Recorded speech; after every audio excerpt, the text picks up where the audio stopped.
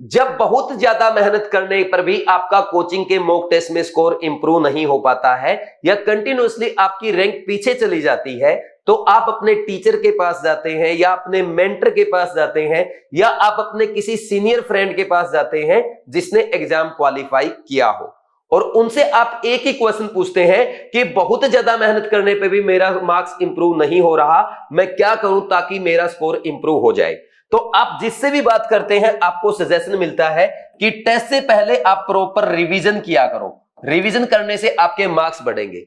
या कोई आपको बोलेंगे भाई जब आप टेस्ट अटेम्प्ट करते हो टाइम को अच्छे से मैनेज करके चलो, पहले इजी क्वेश्चंस करो फिर आप बाद में टफ क्वेश्चंस करो, इससे आप पेपर में ज्यादा क्वेश्चन अटेम्प्ट कर पाएंगे तो आपके मार्क्स बढ़ जाएंगे।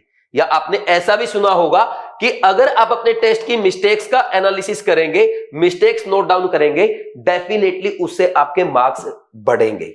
और कुछ लोग आपको यह बोलेंगे कि आप अगर एनसीईआरटी पे ज्यादा फोकस करेंगे, इससे मार्क्स बढ़ने के साथ साथ आपका कॉन्फिडेंस भी बढ़ेगा और धीरे धीरे आपका स्कोर इंप्रूव हो जाएगा, आपकी रैंक भी अच्छी आएगी।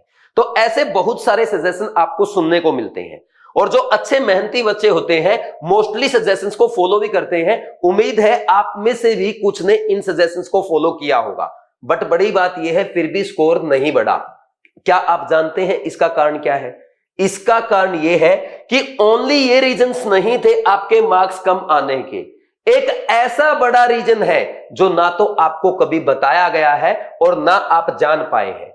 तो वो रीजन आज के वीडियो में मैं आपको बताऊंगा और उसको आपको ना कि ओनली ध्यान से सुनना है, बल्कि जो मैं बताऊंगा कि इस रीजन से आपके मार्क्स नहीं आ रहे और इसका सॉल्यूशन ये है, उसको आपको एग्जाम तक अच्छे से फॉलो भी करना है।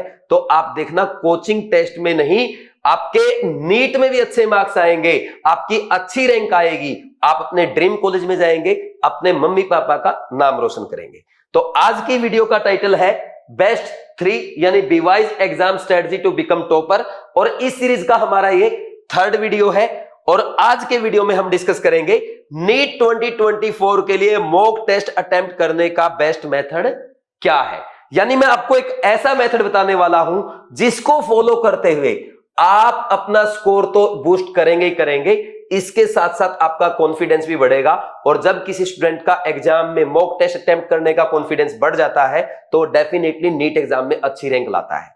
तो ये सारी बातें आज इस वीडियो में डिस्कस करने वाले हैं। बट इससे पहले आपके लिए एक इंपॉर्टेंट इंफॉर्मेशन है, नए साल पे बीवाइज क्लासेस के सभी कोर्सेज पे आपके लिए स्पेशल डिस्काउंट ऑफर प्रोवाइड किया गया है, जिसमें कृष्णा बैच आपको 6000 की बजाय अभी 3000 में अवेलेबल है। रैंक बूस्टर कोर्स जिसमें मैंने आपको कंप्लीट केमिस्ट्री 100 लेक्चर्स में बिल्कुल बेसिक से स्टार्ट करके अच्छे लेवल तक पढ़ाया है, एनसीईआरटी कवर कराया है, वो 3000 में अवेलेबल है। और बीट टेस्ट सीरीज आपकी प्योर पीसीबी की एनसीईआरटी टेस्ट सीरीज, जिसमें आपको 40 मॉक टेस्ट मिलते हैं, 10 मेजर टेस्ट है, क्लास वाइज टेस्ट है, रिवीजन टेस्ट है, चैप्टर वाइज टेस्ट है। तो ये आपको ओनली 799 रुपीज में अवेलेबल है।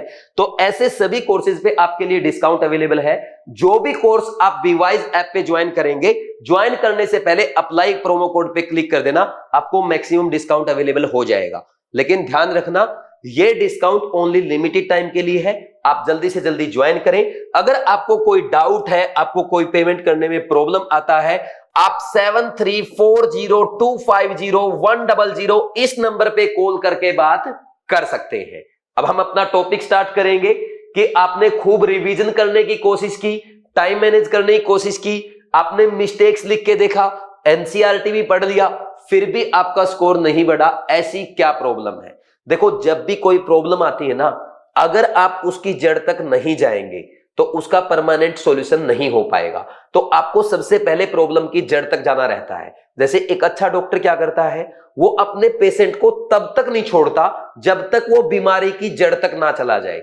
तो बीमारी कहां से स्टार्ट हुई, उस बीमारी को वो पकड़ता है, फिर उसका अच्छे से ट्रीटमेंट करता है और अपने पेशेंट्स को सही सलामत अपने घर भेजता है। तो आपका फर्ज बनता है कि आप भी अपनी इस प्रॉब्लम को अच्छे से डायग्नोसिस करो, इसको अच्छे से ऑपरेट करो, इसका अच्छे से ट्रीटमेंट करो, ताकि ये प्रॉब्लम आपकी कोचिंग के मॉक टेस्ट में खत्म हो जाए और नीट में कोई प्रॉब्लम ना आए और आप अच्छे मार्क्स अच्छी रैंक के साथ अपने ड्रीम कॉलेज में जाएं, अपने मम्मी पापा का नाम रोशन करें। तो स्टार्ट करते हैं। देखो, प्रॉब्लम मैंने आपके लिए फाइंड आउट कर ली है, काम आपको करना पड़ेगा, सजेशन मैं दूंगा। देखो, मैंने ये नोटिस किया है भाई, आप टेस्ट में क्या करते हैं, देखो रिवीजन आप घर पे करते हैं, भाई आप टाइम मैनेजमेंट तो चलो टेस्ट में ही होगा, मिस्टेक आप घर पे लिखते हैं, आप एनसीईआरटी घर पे पढ़ते हैं। टेस्ट में क्या करते हो, वो जो 3 घंटे आपके पास होते हैं उसमें आपको क्या करना है, उसमें आपको प्रैक्टिस करने हैं क्वेश्चंस, यानी आपको क्वेश्चन सोल्व करने होते हैं। तो जब तक आपका क्वेश्चन सोल्व करने का मेथड अच्छा नहीं होगा, आप कितनी भी कोशिशें कर ले, आपके मार्क्स नहीं बढ़ पाएंगे। तो सबसे पहले आपको क्वेश्चन सोल्व करने की अप्रोच अच्छा करना होगा, अपनी अप्रोच में चेंज लाना होगा ताकि आपके मार्क्स बढ़ सके। यही मेन प्रॉब्लम आपकी है जो मार्क्स नहीं बढ़ने दे रही है। तो इसमें मैं आपको 3 पॉइंट बता रहा हूं जिनको आपको अच्छे से फॉलो करना है और अपना स्कोर इंप्रूव करना है। पहला पॉइंट क्या है भाई, आप घर पे रेगुलर फिजिक्स, केमिस्ट्री और बायो के क्वेश्चन प्रैक्टिस करेंगे। ये नहीं कि ओनली टेस्ट में प्रैक्टिस करना है, आपको डेली घर पे भी हर सब्जेक्ट के, हर चैप्टर के, हर टॉपिक के क्वेश्चन प्रैक्टिस करना है। भले ही आप कम कम करें लेकिन क्वेश्चन करना ही करना है। पहला काम तो आप ये करेंगे। दूसरा, जब भी आप क्वेश्चन प्रैक्टिस करेंगे आप फिक्स टाइम में करेंगे, यानी आप एक टाइम बाउंडेशन में करेंगे जिससे आपको ऐसा फील हो कि आप टेस्ट के ही क्वेश्चन अटेम्प्ट कर रहे हैं। और जब आप फिक्स टाइम पे घर पे क्वेश्चन प्रैक्टिस करना स्टार्ट करेंगे तो आपके गिवन टाइम में क्वेश्चन सोल्व करने की स्पीड बढ़ जाएगी और उससे फिर आपके एग्जाम में मार्क्स अच्छे आने स्टार्ट हो जाएंगे। फिक्स टाइम में कैसे करना है, मान लीजिए किसी स्टूडेंट ने फिजिक्स का केटीजी का चैप्टर सोल्व करना है और उसने 30 क्वेश्चन उठा लिए फिजिक्स के, तो आप फिजिक्स में अगर आपकी बहुत अच्छी स्पीड है तो आप ऐसा कर सकते हो 30 क्वेश्चन 30 मिनट में करूंगा या 35 मिनट में करूंगा, या अगर आपको लगता है कि आपकी फिजिक्स एवरेज है तो आप 30 क्वेश्चंस के लिए 40 मिनट का टाइम रख लो, या और भी स्लो है तो 30 क्वेश्चन के लिए 45 मिनट का टाइम रखो। भाई 45 मिनट में मुझे ये 30 क्वेश्चंस करने की कोशिश करना है और इसमें मैं वही क्वेश्चन करूंगा जो मुझे आता है, कोशिश ये भी करूंगा कि मिस्टेक ना हो और सारे क्वेश्चन अटेम्प्ट करने की कोशिश भी करनी है। ठीक, तो जैसे पेपर में करते हैं ना 1 2 3 4 ऐसे लिख लेना सभी क्वेश्चन के नंबर, फिर पहले का बी आया, दूसरे का सी आया, तीसरा आपको नहीं आया, चौथे का डी आया, पांचवा छठा आपको नहीं आया, छोड़ते चलो, ऐसे करते चलना है जैसे टेस्ट में होता है एग्जैक्टली वैसे। आप स्टॉप वॉच लगाओ, 45 मिनट में क्वेश्चन सोल्व करो। ये बात समझ में आई? ठीक, फिक्स टाइम में करना है, इससे आपकी स्पीड बढ़ेगी, आपको आइडिया आएगा कि मैं क्वेश्चन में टाइम वेस्ट तो नहीं कर रहा हूं। नहीं तो आपके साथ होता क्या टेस्ट में, भाई आपने एक क्वेश्चन स्टार्ट किया, बाद में पता चलता है यार मैंने तो इसमें 10 मिनट लगा दी, क्वेश्चन का आंसर भी नहीं आया, फिर तुक्का मारते -1 भी मिलता है। तो ऐसा नहीं होगा अगर आप फिक्स टाइम में क्वेश्चन सोल्व करना स्टार्ट करेंगे। ये हो गया। अब तीसरा जो फैक्टर मैं आपको बता रहा हूं जो सबसे ज्यादा काम का है और सबसे ज्यादा इंपॉर्टेंट है, जो आपकी सोच को बदलेगा, जो आपके मार्क्स नीट एग्जाम में बढ़ाएगा, वो ये है क्वेश्चन सोल्व करने का मेथड। क्वेश्चन सोल्व करने का मेथड, क्वेश्चन सोल्व कैसे करते हैं? देखो आपकी आदत ये होती है, पेपर हो चाहे आपका क्वेश्चन बैंक हो या किसी बुक का क्वेश्चन कर रहे हो, आप क्या करते हो, क्वेश्चन पढ़ा और नीचे आपके ऑप्शन रहते हैं ABCD, आपका सीधा ध्यान उन पे जाता है। ये आपकी बिल्कुल गलत आदत है। जैसा कि आपने देखा होगा, रैंकर बैच हो या रैंक बूस्टर कोर्स हो या कृष्णा बैच हो, मैं आपको क्वेश्चन सोल्व करना कैसे सिखाता हूं? मैं आपको यह बताता हूं कि सबसे पहले आप क्या करेंगे, भाई क्वेश्चन सोल्व करते टाइम ये लिख लो क्वेश्चन में गिवन क्या है और फाइंड आउट क्या करना है। अगर आपने ये नोटिस कर लिया ना क्वेश्चन में, तो 95% क्वेश्चन आपका यहीं से सोल्व हो जाता है। बाकी कैलकुलेशन करनी है, फॉर्मूला अप्लाई करना है, वो सिर्फ और सिर्फ 5 मिनट का काम है। ये अगर आपने अप्रोच बना ली, चाहे आपका क्वेश्चन फिजिक्स का है, फिजिकल केमिस्ट्री का है, इनऑर्गेनिक का है, ऑर्गेनिक का, बॉटनी, जूलॉजी का, किसी भी टॉपिक का क्वेश्चन है, क्वेश्चन में गिवन क्या है और पूछ क्या रहा है, ये अप्रोच जिस दिन बन गई, आपके क्वेश्चन बिल्कुल भी नेगेटिव नहीं होंगे, सारे क्वेश्चन आपके सही जाएंगे। ये बात आज ही नोट कर लो। समझ आया कि नहीं? आप जैसे एक छोटा सा एग्जांपल लेते हैं, जैसे आप फोर्स F = m में ये फॉर्मूला अप्लाई करते हो ना, तो क्वेश्चन में आपको एग्जामिनर क्या देगा, मान लीजिए एक्सेलरेशन दे दिया आपको 2 मीटर/सेकंड स्क्वायर, तो आप बस ऐसा लिख दो शॉर्ट में, A2 दिया है, मास दे दिया मान लीजिए 5 kg, m 5 दिया है, ठीक, F फाइंड आउट करना है, तो ma, ये फॉर्मूला वहां लिखने की जरूरत नहीं है, फिर तो आपको पता है 5 × 2 ऐसे सोल्व करते हो ना। तो ये गिवन लिखा और इसके बगल में लिख दिया ये फाइंड आउट करना है, आपका काम हो गया। स्टार्टिंग में जब आप ऐसे क्वेश्चन सोल्व करेंगे आपको लगेगा थोड़ा टाइम ज्यादा लग रहा है, भाई अभी आपके पास जनवरी है, फरवरी है, मार्च है, कोई बात नहीं, थोड़ा सा एक्स्ट्रा टाइम, डेली 15 मिनट, आधा घंटा अगर एक्स्ट्रा लग जाएगा कोई बात नहीं, लेकिन इससे आपके क्वेश्चन सही होने लग जाएंगे, आपका कॉन्फिडेंस बढ़ने लग जाएगा, और जिस दिन ये हो गया ना, डेफिनेटली आपका सिलेक्शन हो जाएगा। समझे कि नहीं समझे?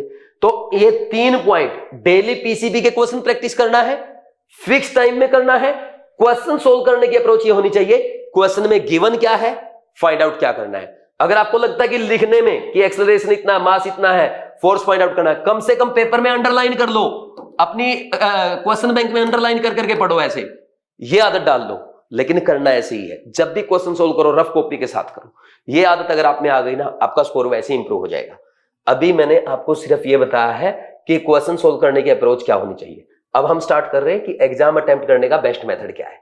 नेक्स्ट देखो, फिर देखो सबसे पहले हमें क्या करना है भाई, मैं पहले भी आपको बता चुका हूं, एग्जाम जब भी अटेम्प्ट करें, आप एग्जाम को ना एक बार देख लें। सबसे पहले पेपर, चाहे आपका कोचिंग का मॉक टेस्ट है या आप घर पे ही टेस्ट प्रैक्टिस कर रहे हैं, पूरा पेपर एक बार पेज पलट लिया करो। उससे क्या होता है कि आपके पेपर में कोई कमी तो नहीं है, आपको यह पता चल जाता है। बाई चांस मान लीजिए आपके पेपर में कुछ मिसिंग है या मिस प्रिंट है या पेज खाली है, तो आप अपना इन्विजिलेटर से पेपर चेंज करा सकते हो। क्योंकि अगर आपने पेपर स्टार्ट कर दिया और उसको आपने चेक नहीं किया और पता चला भाई 4-5 पेज करने के बाद बीच में पेपर खाली है, तो वहां एग्जाम में हड़बड़ी हो जाएगी। हालांकि ऐसा होता नहीं है, लेकिन अगर हम चेक कर लेंगे तो ये अच्छी आदत है। ठीक, फिर इसके बाद जब भी हम टेस्ट अटेम्प्ट करेंगे, मॉक टेस्ट अटेम्प्ट करेंगे, हम 3 अटेम्प्ट में करेंगे, मैं पहले भी आपको बता चुका हूं। और अटेम्प्ट करने का प्लान क्या होगा, इसमें किसी को कोई डाउट नहीं होना चाहिए। पहले बायो, फिर केमिस्ट्री, फिर फिजिक्स। एक बच्चा था मेरा, बहुत अच्छा स्टूडेंट था, लॉकडाउन से पहले की बात है, उसने क्या किया, वो पेपर रेगुलर यहां पे ऐसे अटेम्प्ट करता था। फिर उसने किसी फिजिक्स के टीचर का वीडियो देख लिया, कोटा के ही टीचर थे, ठीक, तो उनका वीडियो देखने के बाद उन्होंने बोल दिया अगर आपकी फिजिक्स अच्छी है तो आप फिजिक्स से स्टार्ट कर सकते हो, क्योंकि फिजिक्स के टीचर थोड़े इमोशनल होते हैं, प्रैक्टिकल बातें कम करते हैं। तो उस टीचर ने जैसे ही बोला पहले फिजिक्स कर सकते हो, उस बच्चे को लगा मेरी फिजिक्स ठीक है, उसने पहले फिजिक्स स्टार्ट कर दी और फिजिक्स में ही सारा टाइम चला गया और उसका सिलेक्शन उस साल नहीं हो पाया। तो आपके साथ ऐसा ना हो। मैं आपको बता दूं, भले ही फिजिक्स कितनी ही आसान है, लेकिन नॉर्मल बच्चे को, बायो के बच्चे को फिजिक्स में टाइम लगता है, इसमें कोई डाउट नहीं होना चाहिए। कोई भी टीचर आपको, कोई भी मेंटर आपको कुछ बोले, इमोशंस में नहीं आना है, इसमें टाइम लगेगा। सीक्वेंस यही रहेगा, पहले बायो करें, फिर केमिस्ट्री करें, फिर फिजिक्स करें। समझ आया कि नहीं? फिर इसके बाद 3 अटेम्प्ट होंगे। पहला attempt only very very easy questions जो होते हैं, जो आप देखते ही सोल्व कर देते हैं, इसका तो आंसर ये आएगा। जैसे फॉर एग्जांपल आपके ना अभी 2 साल पहले एक क्वेश्चन आया था केमिस्ट्री में, Cp minus Cv equal to, सबको पता डेफिनेटली आ रहा है, 10 सेकंड का क्वेश्चन है, कर दो सोल्व। वेरी इजी का मतलब ये हो गया कि ऐसा क्वेश्चन जो विद इन 20 से 30 सेकंड आपका सोल्व हो जाएगा। जैसे बायो के क्वेश्चन, कुछ क्वेश्चन होते हैं शॉर्ट क्वेश्चन, देखते ही हो जाते हैं।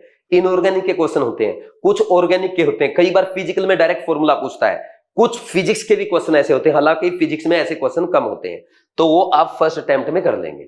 सेकंड अटेम्प्ट में आपको वो क्वेश्चन करने हैं जो मीडियम होते हैं। मीडियम का मतलब भाई आपको आता भी है, लेकिन उसमें कैलकुलेशन करनी पड़ सकती है, थोड़ा सोचना पड़ सकता है, उसमें ज्यादा स्टेटमेंट्स हो सकती है, वो क्वेश्चन लेंथी हो सकता है। तो सेकंड अटेम्प्ट में आप वो वाले क्वेश्चन करेंगे। इन क्वेश्चन के लिए हम मान के चलते हैं आपको 40 से 60 सेकंड का टाइम लग सकता है।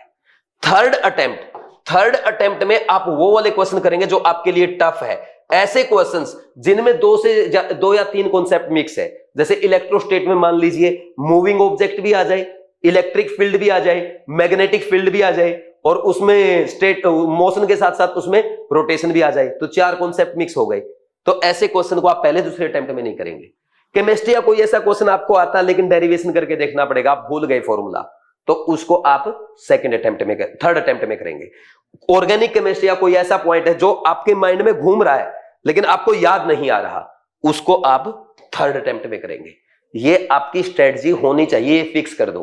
अब देखो, अब जब आप 3 अटेम्प्ट में टेस्ट करने की कोशिश करेंगे, जो बच्चा पहली बार करेगा वो मुश्किल से 2 अटेम्प्ट कर पाएगा, और जो अभी 2 अटेम्प्ट कर रहा है ना, वो पूरा जोर लगा के मुश्किल से 3 अटेम्प्ट कर पाएगा।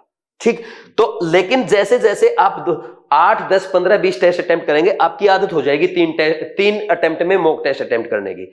और जिसकी आदत यहां पे मॉक टेस्ट को 3 अटेम्प्ट में करने की हो गई ना, वो डेफिनेटली मिनिमम 2 अटेम्प्ट तो लगाएगा ही लगाएगा नीट में। और ये गारंटी मेरी है, अगर आप नीट 2024 5th में को 2 अटेम्प्ट में कराए तो डेफिनेटली आपका सिलेक्शन है। ये बात आज नोट कर लो। समझ आया कि नहीं? ठीक, तो अपने को क्या करना है, आदत डालनी है, हर कीमत पे डालनी है। कैसे भी करो 3 अटेम्प्ट लगाने की कोशिश करो। पहले वेरी इजी, जिसमें बिल्कुल सोचना ना पड़े, 100% श्योर आता है, नेगेटिव होने का चांस ही नहीं है।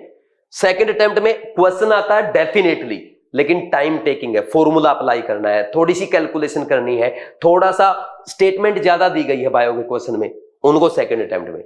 थर्ड अटेम्प्ट में very tough questions, lengthy question, derivation करके देखने वाले क्वेश्चन, ऐसा क्वेश्चन की नया लग रहा है यार, ऐसा क्वेश्चन तो पहले कभी देखा ही नहीं, वो थर्ड अटेम्प्ट में जाएंगे। तो ये समझ में आया, यानी ऐसे क्वेश्चन जिसमें 60 से 90 सेकंड का टाइम लग रहा हो, और कोई क्वेश्चन ऐसा आ रहा है जिसमें आपको लगता है कि 90 सेकंड से ज्यादा टाइम लगेगा, या अटेम्प्ट करते टाइम पेपर में ऐसा फील हो गया यार इसमें तो मैंने 2 मिनट वेस्ट कर दी।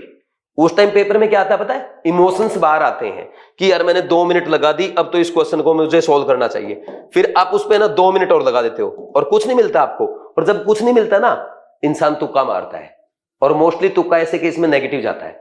तो यार 4-5 मिनट वेस्ट करी, नेगेटिव गया, पहली 2 मिनट खराब करती यहीं छोड़ दे, ना तो आगे की 2-3 मिनट और वेस्ट करनी और ना ही -1 पाना। 0 अच्छा है, 2 मिनट तो बचा लो, -1 से 0 अच्छा है। इन बातों को समझो, बहुत क्रूशियल बातें हैं ये, ठीक। तो ये हो गया, ऐसे ही आपको करना है। अब देखो ये तो हो गया कि आपको पेपर को अटेम्प्ट कैसे करना है। अब देखो पेपर में कई बार आपके इमोशंस बाहर आते हैं। कैसे बाहर आते हैं कि आप क्या करते हो कि कोई क्वेश्चन अगर आपसे नहीं हो रहा ना, जिद कर लेते हो। जिद नहीं करनी है। हो सकता है कि एग्जामिनर ने आउट ऑफ एनसीईआरटी क्वेश्चन पूछ लिया हो सकता है वो उस पैटर्न का क्वेश्चन आपने ना किया हो सकता है एग्जामिनर ने वैसे ही गलत क्वेश्चन डाल दिया हो। किसी क्वेश्चन के साथ जिद नहीं करनी, क्योंकि हमारे पास 200 क्वेश्चन रहेंगे और इन 200 क्वेश्चन में से अपने को 180 क्वेश्चन करने हैं। बस 180 क्वेश्चन करने की कोशिश करेंगे, और अगर लगता है कि 180 नहीं कर पा रहे, कोई बात नहीं, 175 करो भाई, 170 करो, 680 का पेपर अच्छे से अटेम्प्ट कर लो, 650 ले आओ, वो भी बहुत है। लेकिन कुछ बच्चे नहीं, 720 आउट ऑफ 720 लाना है, एम्स दिल्ली जाना है। एम्स दिल्ली नहीं, दोबारा कोचिंग में ड्रॉप करने जाना आपको। इस बात को समझो, किसी क्वेश्चन के साथ जिद नहीं करनी है। जो टॉपर बच्चे होते हैं वो भी एक अटेम्प्ट में 180 क्वेश्चन नहीं करते हैं, और आपको भी नहीं करना है, इस बात का ध्यान रखना है, ठीक। पहला अटेम्प्ट, फिर दूसरा, फिर तीसरा। किसी भी क्वेश्चन पे 2 मिनट से ज्यादा नहीं लगानी है, चाहे आपका सब्जेक्ट कितना ही स्ट्रॉन्ग है। कुछ बच्चे होते हैं ना, यार मेरे को तो फिजिकल केमिस्ट्री बहुत अच्छी आती है, इस क्वेश्चन को तो मैं छोड़ूंगा ही नहीं, लेकिन क्वेश्चन फंस गया। जिद नहीं करनी है, इमोशंस नहीं दिखाने हैं, ब्रेन के साथ काम करना है, आपको इंटेलिजेंटली काम करना है, स्मार्टली काम करना है। समझे कि नहीं समझे, ठीक। तो इस बात का जरूर ध्यान रखो, क्योंकि देखो अगर आपको 720 भी लाने हैं तो उसका रास्ता आपका 500 से 600, 600 से 650, 650 से 680, 680 से 700, 700 से 710, 710 से 720 जाता है। कोई बच्चा डायरेक्ट 720 नहीं ला सकता, एक एक क्वेश्चन करके आपके मार्क्स बढ़ेंगे। और कई बार ऐसा ना हो कि 720 के चक्कर में कुछ भी ना मिले, 720 के चक्कर में 520 रह जाए और फिर ड्रॉप करना पड़े, ऐसा नहीं होना चाहिए, ठीक। तो अब इसके बाद अगर हम और बात करें, देखो भाई ये पूरी आपकी बातें हो गई पेपर की, कैसे अटेम्प्ट करना है, किन बातों का ध्यान रखना है। अब जब आप पेपर लास्ट में कर रहे होते हैं, जैसे एक बच्चे ने मेरे को बताया कि सर मेरे साथ लास्ट में हड़बड़ी हो जाती है। देखो अगर आप ऐसे 3 अटेम्प्ट में करोगे, डेफिनेटली आपके साथ हड़बड़ी नहीं होगी, बट फिर भी अगर हो जाए, जब भी पेपर में, चाहे लास्ट में हड़बड़ी हो, चाहे स्टार्टिंग में हो, चाहे बीच में हो जाए, आपको 3-4 लॉन्ग ब्रीथ करने हैं। नॉर्मल लॉन्ग ब्रीथ करो। लॉन्ग ब्रीथ करने से आपका क्या होगा, कॉन्फिडेंस बढ़ेगा, पेशेंस आप में बढ़ेगा, और फिर इससे आराम से आप एक मतलब कामनेस के साथ, बिल्कुल शांति के साथ, धैर्य के साथ पेपर कर पाएंगे, ठीक। तो जब भी आपको हड़बड़ी लगे, पेपर में लॉन्ग ब्रीदिंग स्टार्ट कर दो। और सोचो जब लास्ट का 10 मिनट होता है, 10 मिनट में तो मोस्टली बच्चों के साथ क्या होता है भाई, 10 मिनट में तो आप कई बार है ना 15, 20, 25 क्वेश्चन भी कर देते हो। ऐसा क्या होता है भाई लास्ट की 10 मिनट में? इन 10 मिनट में आपका जो कंसंट्रेशन लेवल है वो ज्यादा होता है। इन लास्ट के 10 मिनट में आपकी एफिशिएंसी ज्यादा होती है, आपकी एक्यूरेसी और स्पीड ज्यादा होती है, और ये मोस्टली सही भी होते हैं। तो कोशिश करो वही कंसंट्रेशन जैसे लास्ट की 10, 15, 20 मिनट में आपके पेपर में होती है, पहली मिनट से हो। लेकिन वो पेपर में जाके नहीं होगी, जब मॉक टेस्ट में प्रैक्टिस करोगे तभी से होगी। यानी पहली मॉक टेस्ट में पहली मिनट से ही हमें फुल कंसंट्रेशन के साथ, बीच बीच में लॉन्ग ब्रीदिंग करते हुए, पूरे फोकस के साथ अपना पेपर अटेम्प्ट करने की प्रैक्टिस कर देनी है। अगर आप ये मेथड अप्लाई करेंगे तो डेफिनेटली आप अपना स्कोर इंप्रूव कर पाएंगे। इसके अलावा अगर आपका कोई और डाउट है, आपको कमेंट सेक्शन में कमेंट करके बताना है। और अब OMR कैसे फिलअप करना है ये मैं आपको नेक्स्ट वीडियो में बताऊंगा, वो वीडियो आप जरूर देखना, क्योंकि जब आप OMR फिलअप करते हैं, ऑन एन एवरेज हर बच्चा 3-4 क्वेश्चन तो OMR में ही मिस्टेक कराता है। लेकिन जो मेथड मैं आपको बताऊंगा ना तो उसमें आपसे OMR में कोई गलती होगी, और ना ही आपके जैसे रोल नंबर मिस्टेक हो जाता है, ऐसी कोई प्रॉब्लम आती है, उससे भी आपको कभी कोई परेशानी नहीं होगी। तो OMR वाला वीडियो आपको जरूर देखना है। वीडियो जैसे ही आएगा आपके पास नोटिफिकेशन आ जाएगा, इसलिए आप बीवाइज क्लासेज यूट्यूब चैनल को सब्सक्राइब करके रखें, बेल आइकन प्रेस कर दें।